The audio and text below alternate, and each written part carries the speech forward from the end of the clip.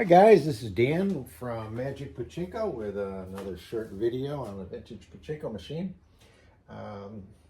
Most all the time that we do these videos, I'm introducing a Nishijin Model B, probably the most common pachinko machine of the 70s that there was. I've done 315, something like that, restorations, and I would venture to say over 200 of them, if not more, have been Nishijin Model Bs. So it was a very popular style of machine back in its day. I've heard some people complain about them. They think they jam too often, but whatever. I like them. They're a nice machine to work on. They're easy to take apart, easy to put back together, and I've done so many of them I could probably do it with my eyes closed. This is a 1976. This is called Color Palette. This background, it was quite popular, I guess, back in 76. I've seen a lot of 76s that have this background. So full restoration, you know, everything gets cleaned, taken care of, so on and so forth. This center attraction, let me get in on the center attraction. Can I hold that right? Right there. Oh, I'm blocking the light. That's what I'm doing. Okay. There we go. Okay. So this center attraction, all of the paint was gone. So I painted all of that. The black outline on this was gone. That's done with just a black magic marker. All the paint was gone from these guys. Painted it. And then sand the surface smooth, gets rid of any paint overflow, and then put the yellow or the silver foil on. Redid the tulip stickers. When I got ready to put this one together, this particular tulip in the middle, the one tulip was flopping all the time, and the one side of the tulip was flopping all the time. And I went, what the heck?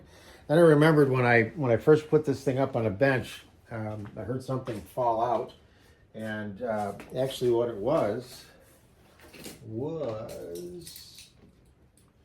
this tiny little piece of plastic. I don't know how well you can see this. But it is from the inside of the tulip. And I was going to use this one, and I was going to try to get that piece of plastic back in there and just use Instaglue, but angles were wrong, couldn't get it in there right. So I happen to have another tulip from another machine that I had scrapped in the previous. So got that one on, everything is fine. Resilvered some of the side attractions and so on and so forth. So one thing I want you to notice is that down here, if you can see them, there we go. I've just got these little tools that are under the feet. And the reason that I did that is because once I put the feet on and the machine was standing upright, it was leaning forward just a little bit. And you want to have your machines leaning back just a little bit, just barely off level. They don't have to be, leaning way back like that.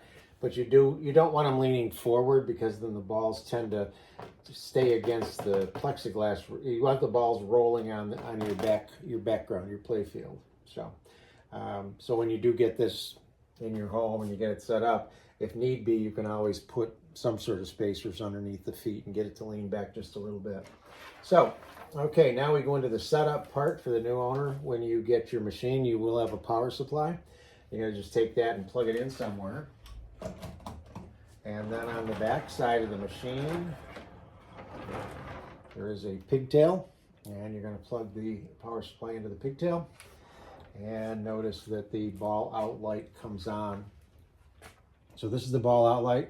These are the lights for the jackpot. This particular machine has 2 lights that will light simultaneously for a jackpot. The seesaw cover was missing. And unfortunately I don't have any extra ones, so it's still missing. So when you get ready to load the machine up, the first thing you want to do is you got to set your dump latch. Now this is the dump latch right here, and I've got it highlighted in red here, and there's a little arrow there, and that should get you to push this over. like that. And these two pieces will interlock with each other. So if in shipping they come detached, you just push this over and latch them. Now the reason that you do that is because these L-shaped pieces up in here create a bridge for the balls to roll over and go into the jackpot chamber. If this is like this, then these L's will tip up out of the way and let the balls go down the exit chute and enter all over your floor. So make sure you set this prior to putting any balls into the machine. All right. So first time you do this, you just want to grab a handful. And what you're looking for is to make sure they go from the upper hopper down the upper feed chute into the turnaround, into the lower feed chute, and into the jackpot.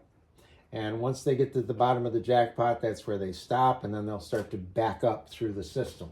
So one handful, another handful. And once you're confident that they're running through the system, and they're making a double line, there's a double row in here, here, and here that feed each side of the jackpot. Once you've done that, then assuming that you've got 500 balls, you're going to just put the vast majority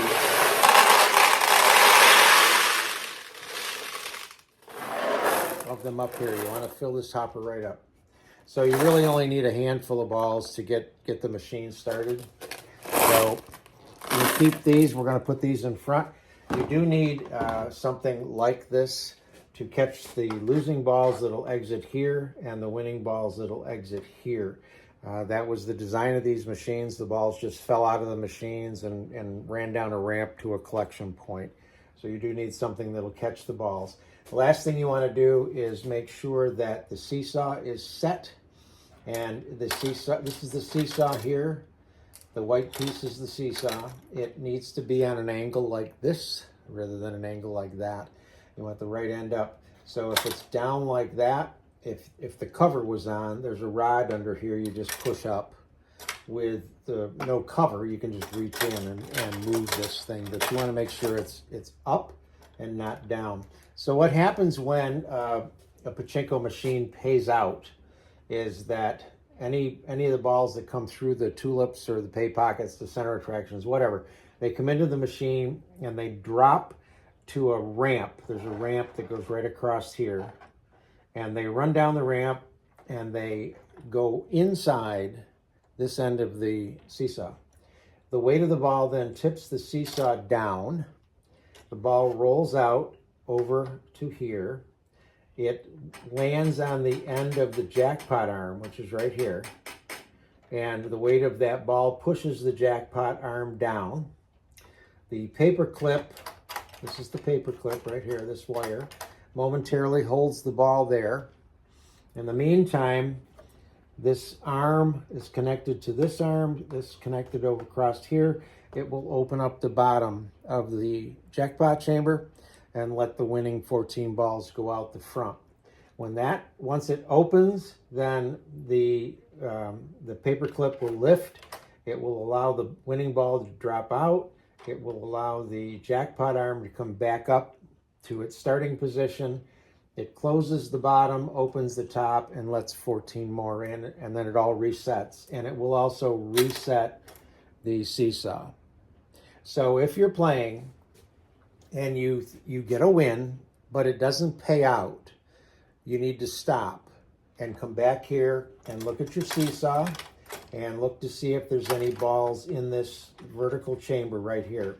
If there are, you can just lift up on the paper clip. Usually you can wiggle the jackpot arm a little bit and everything should flush out and reset and you should be fine. But make sure you start with the jackpot this way, okay? So now we're going to turn the machine around and you're going to now pretend you're walking into a pachinko parlor with some balls and you just dump them into that front tray. Now when you play pachinko, the object is to get, of course, one of your balls inside the machine so that it will pay out 14 of the parlor's machines. So when you own one of these things, you're playing the part of the player, but you're also playing the part of the parlor owner. So you can't just win, win, win, win, win. You have to win, put back, win, put back. So you'll see what I mean in just a second. So now that we've got balls in here, we're ready to launch. To properly launch, you're going to curl your fingers under this. Use your thumb to press all the way down and release. And it will shoot a ball, and we got a win. So there's the first win. So the jackpot light lights up briefly, and it pays out 14 balls over here. Okay. So if you bring it all the way down and then let go, it will shoot across and hit the bumper and drop usually on this side. Now, if you end up with a tulip that's open on this side, then you still want to push all the way down to make sure that a ball loads onto the launch ramp, but then you want to let go a little bit, let some of the tension off. Whoops. Look, come on, get up there.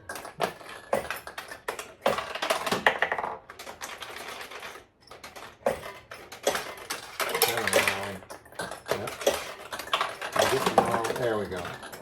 So you'll get used to launching them so that they can come down either side. Ideally, you want them to come right down the middle. You want the ball to fall down the middle and go in here or here, because when it does go in here, internally it will go over and open the tulips. And when the tulips are open, it's a much bigger target for you to win.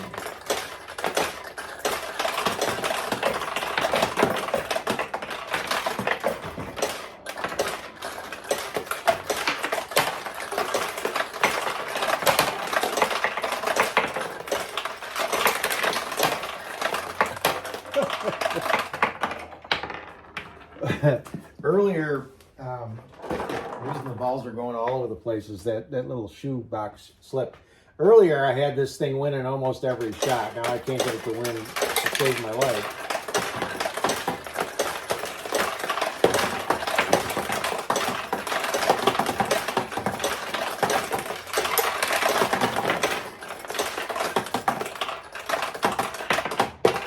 My goodness. All right, so here's what we'll do. We're going to cheat it a little bit. Over on this side is a latch you can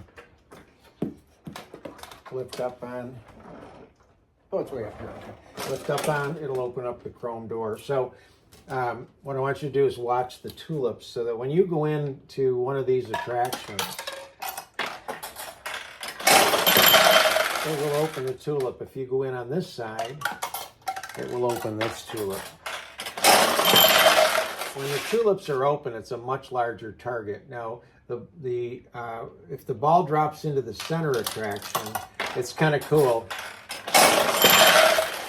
I don't know what they're supposed to be. I don't know if they're supposed to be wings or something, but this will flip back and forth, and the wings or whatever they are open up like this momentarily.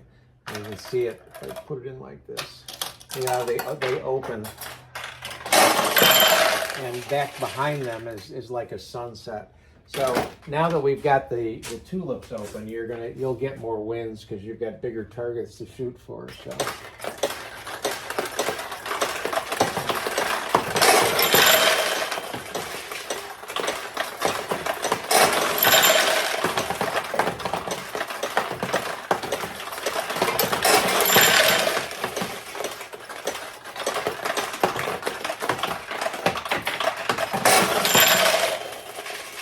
So that's the 1976 Nishijin Model B. If you run enough balls out of it, there will be a light back here that'll light up. That's your ball out light. You can push on this.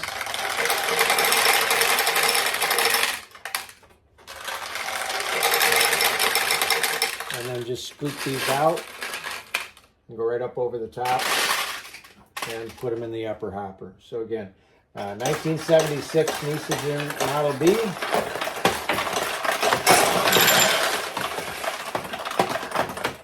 Hope you like it.